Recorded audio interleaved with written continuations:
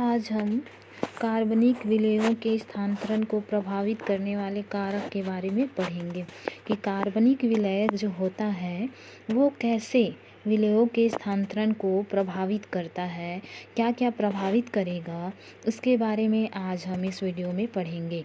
तो ये कार्बनिक विलयों के स्थानांतरण की प्रक्रिया निम्न कारकों द्वारा प्रभावित होती है। अब ये कारक क्या क्या है वो देख लेते हैं हम। तो सबसे पहले हम देखते हैं खनिज आयन। ठीक है, खनिज आयन कैसे प्रभावित करता है। ठीक है, हम देखते हैं यहाँ पे खनिज आयन कैसे कार्बनिक विलायकों को प्रभावित करता है। तो ये क्या होता है, जैसे कि आप लोग जानते हैं बोरान आयन। बोरान मतलब क्या होता है, बी को हम बोरान से शो करते हैं, पता होगा। ठीक है, बी को हम किससे शो करते हैं, बोरान आयन से शो करते हैं। तो बोरान आयन जो होता है वो क्या करता है, शर्करा के स्थानांतरण के लिए आवश्यक होता है। ठीक है, बोरान आयन किसके स्थानांतरण के लिए आवश्यक होता है, शर्करा के स्थानांतरण के लिए आवश्यक होता है, ये ध्यान रखना है। ठीक है, बोरान आयन बोला जाएगा तो B+ होगा कि B- होगा। ठीक है, क्या होगा, क्योंकि देखो बोरान का क्या होता है, बोरान होता है कितना होता है, किसी को मालूम है, 5 होता है क्या, कार्बन 6 होता है। तो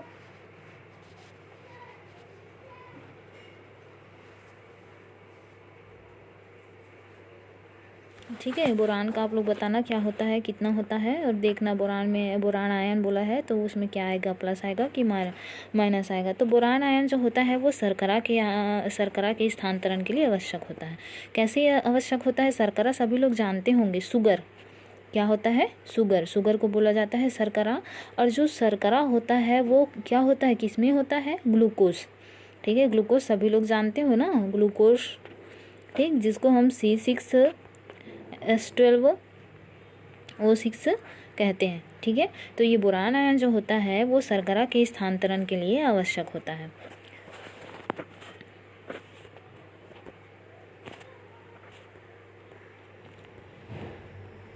ठीक, उसके बाद ये बोरान आयन जो होता है वो शर्करा के स्थानांतरण के लिए आवश्यक होता है। और जैसे कि पोटेशियम है, फास्फोरस आयनों हैं।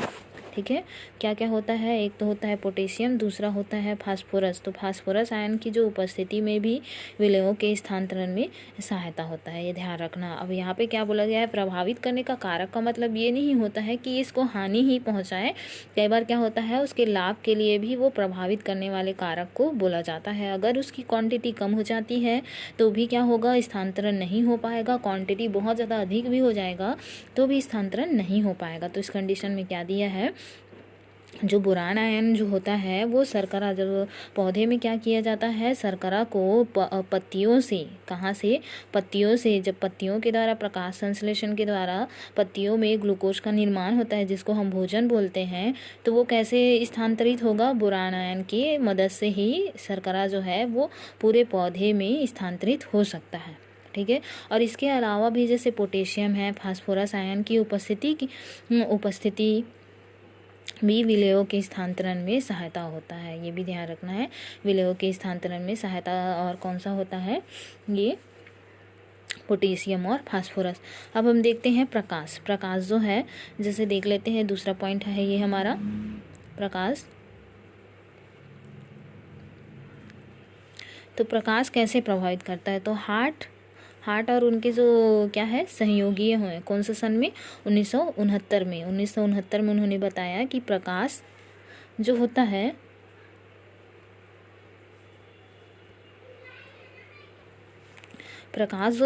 वो क्या करता है, अप्रत्यक्ष प्रभाव क्या करेगा, हार्ट और उनके सहयोगियों ने बताया है जो प्रकाश होता है वो क्या करता है, जो कार्बनिक विलयों के जो स्थानांतरण होते हैं, प्रकाश जो है अप्रत्यक्ष मतलब क्या होगा, इनडायरेक्ट। डायरेक्ट वो कभी भी प्रभाव नहीं डालेगा, वो कैसे डालेगा, इनडायरेक्ट अप्रत्यक्ष प्रभाव डालता है। तो यहाँ काफ़ी प्रभावी कारक होता है, क्योंकि ये तो डायरेक्ट प्रभाव डालता है तो पता चलता है, लेकिन ये डालता कैसे है, इनडायरेक्ट प्रभाव डालता है। इनडायरेक्ट मतलब बोल सकते हैं कि पौधे के जो आंतरिक भागों में इसका प्रभाव ज़्यादा दिखाई देता है। अब इसमें हम देखते हैं प्रकाश की अनुपस्थिति में कार्बनिक विलायकों के स्थानांतरण की दर आधी घट जाती है। ठीक है, अब यहाँ पे एक पॉइंट हमारे पास आया है। ये पॉइंट क्या है? यदि प्रकाश की अनुपस्थिति हो जाती है तो कार्बनिक विलायकों के स्थानांतरण की दर घट जाती है। कैसे घट जाती है? हमने अभी थोड़ी देर पहले बताया है कि जब क्या किया जाता है, पौधों में प्रकाश संश्लेषण होता है तो प्रकाश संश्लेषण होने से पत्तियों में क्या निर्माण होता है? भोजन निर्माण होता है। भोजन किसका स्रोत होता है? ग्लूकोज का। ग्लूकोज किसका स्रोत है? शुगर का, जिसको हमने क्या कहा था? C6H12O6 कहा था। तो वो क्या चीज़ है? कार्बनिक विलयों में आ जाता है। क्या आता है? कार्बनिक विलयों में आ जाता है। तो ये जब प्रकाश संश्लेषण ही नहीं हो पाएगा अच्छे से, तो क्या कार्बनिक विलायकों का स्थानांतरण अच्छे से हो पाएगा? नहीं हो पाएगा, क्योंकि इसकी जो मात्रा है, बनने की जो क्षमता है, वो भी आधी हो गई है। और प्लस इसके अलावा वो क्या हो जाता है? इसके स्थानांतरण भी आधा हो जाता है। तो इस वजह से प्रकाश जो होता है डायरेक्ट प्रभावित ना करके इनडायरेक्ट प्रभावित करता है। ठीक है, आगे हम देखते हैं। जैसे इसमें अल्प प्रकाश तीव्रता।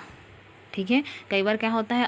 अल्प प्रकाश तीव्रता की स्थिति में जड़ और प्ररोहर की वृद्धि रुक जाती है। अब वहाँ पे क्या बताया गया था कि जब प्रकाश अगर नहीं पड़ पाता है अच्छे से, प्रकाश की अनुपस्थिति हो जाती है, तो कार्बनिक विलयों के जैसे ग्लूकोज का स्थानांतरण की जो दर होती है वो घट जाती है। लेकिन यदि प्रकाश कई बार क्या हो जाता है? कम हो जाता है, तो कम होने की कंडीशन में जो जड़ होता है, प्रारोहर मतलब तना, ठीक है, जड़ और प्रारोहर की वृद्धि क्या हो जाती है? रुक जाती है, अच्छे से वृद्धि नहीं हो पाता है, जिसके कारण से क्या होता है? इन क्षेत्रों में कार्बनिक विलयों की आवश्यकता घट जाती है। क्योंकि अब देखो, उसकी तो ना तो वृद्धि हो पा रही है जड़ की, ना ही प्रारोहर की वृद्धि हो पा रही है। तो दोनों की वृद्धि ना होने की स्थिति में क्या होता है?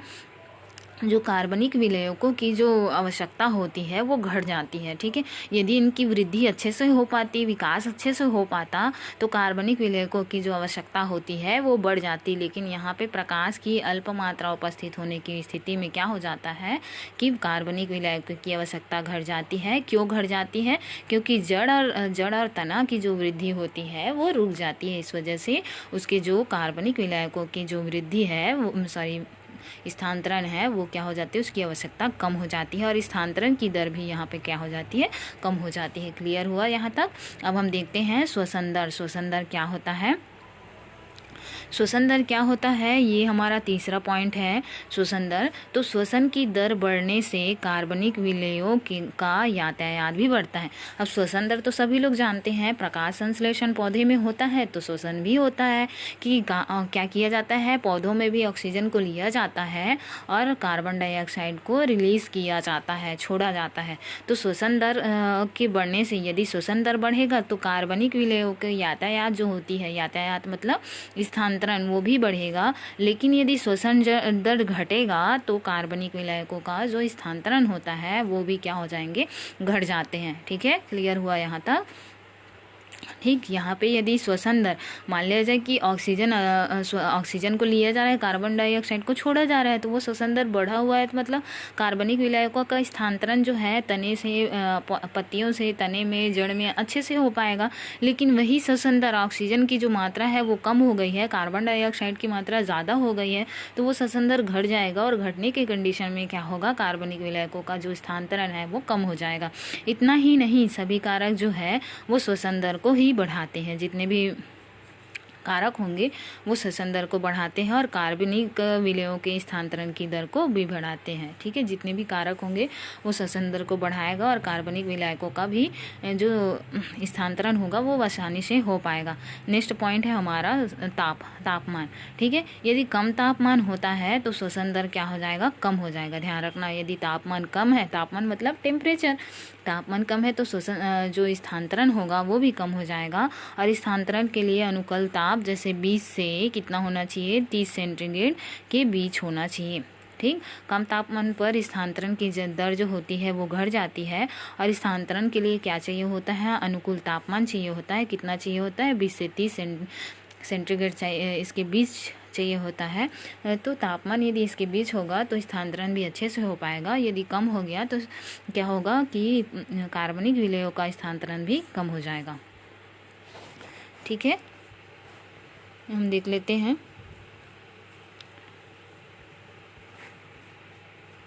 ठीक है, इतना ही है ये, यहाँ तक ये चैप्टर ख़त्म होता है।